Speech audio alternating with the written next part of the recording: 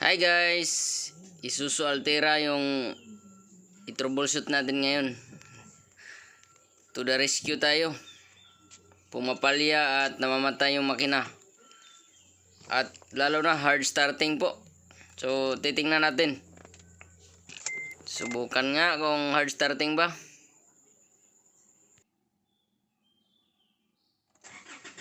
Medyo hard starting nga.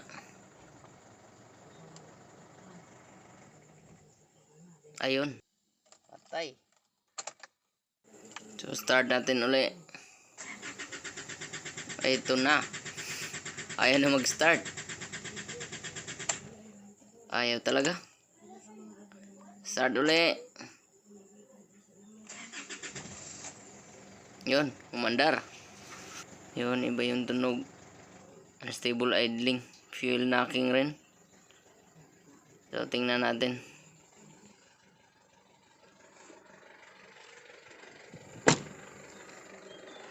Oh, medyo umayos ng unti na. Oh.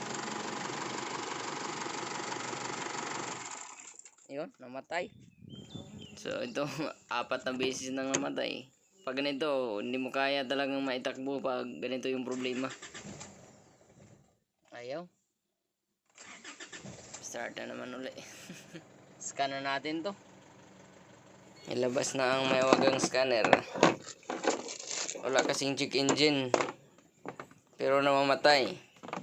So, kailangan natin titingnan yung engine data parameters sa fuel system at saka intake system. Based sa symptoms kasi parang throttle valve or suction control valve.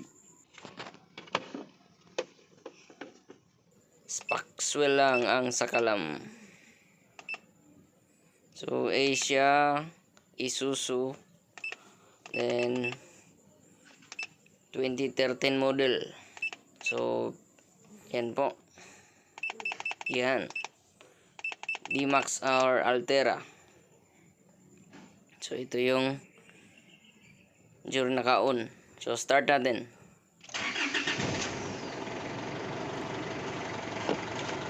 So ito yung reading ng ating fuel rail. Yan, so 31, 32. Ganyan po ka unstable yung actual rail pressure. Fuel filter checking. Oh! Wala na. Sobrang dumi. Walang palitan to ba? Ang dumi na. Oh, sira na yung filter eh. So, kailangan palitan ng fuel filter at yung suction control valve.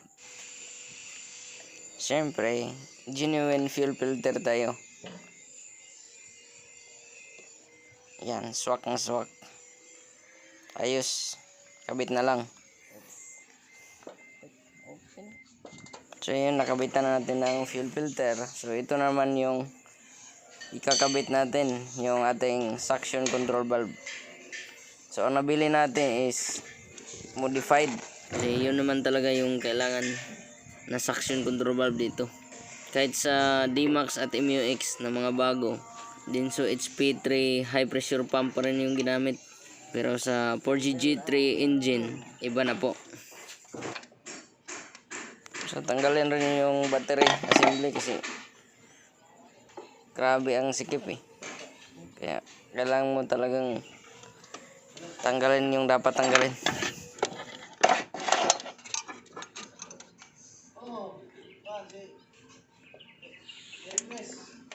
Yun oh. Yun na. Ang suction control valve connector.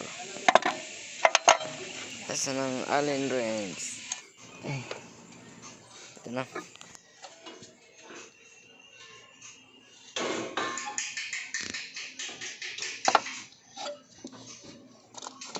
Papalitan ng bago. Bago.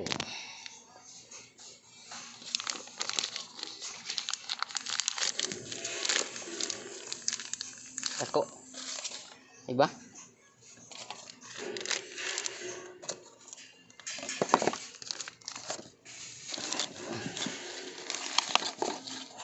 Asa na yung ring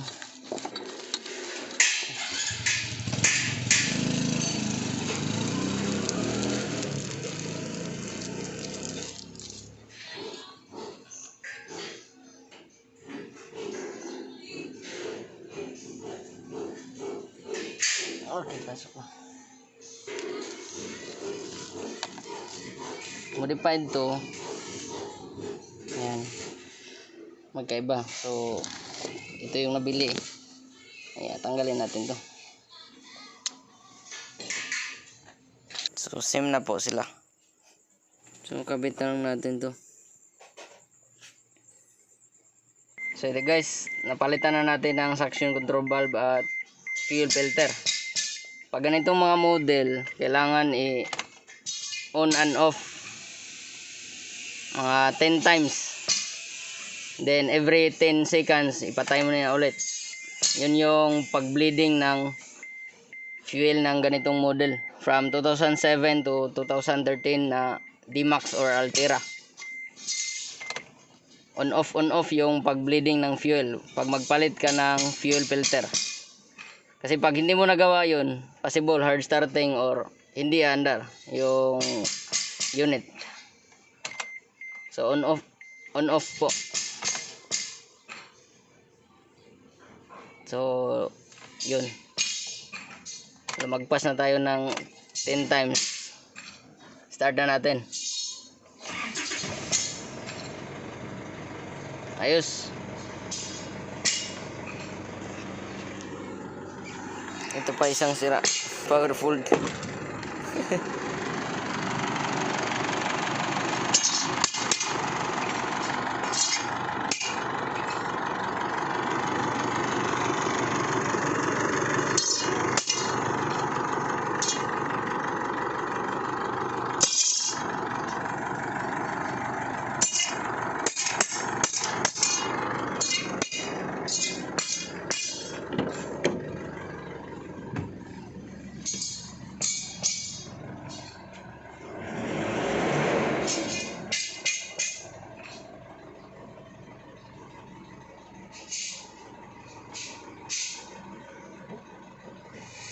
Ayos na.